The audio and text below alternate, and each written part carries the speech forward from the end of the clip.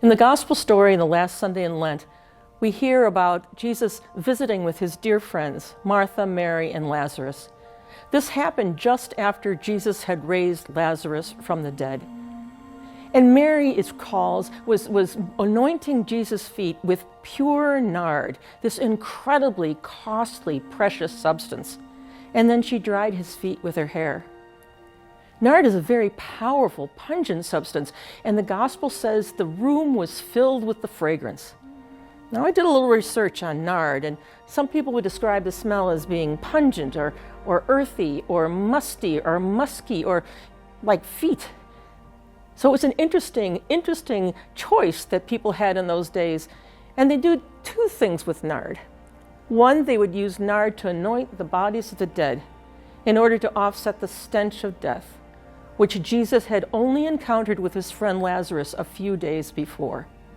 And it was also used for kings as a sign of royalty because of the luxury of this whole thing.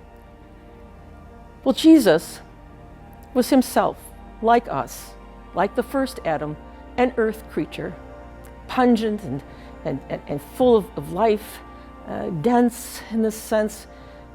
And this earth creature was obedient to death, reversing the work of the first Adam, who disobeyed and brought sin into the world, and we've suffered the consequences. The chief consequence is death, separation from God.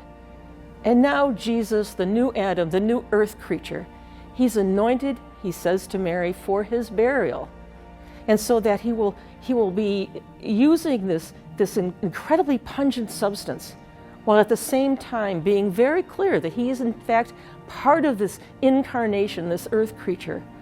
But instead of being oil put on him to remove the stench of death, it became the anointing of a royal king.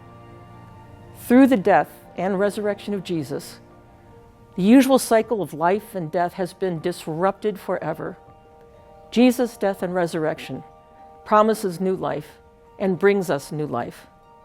Happy Easter, dear church.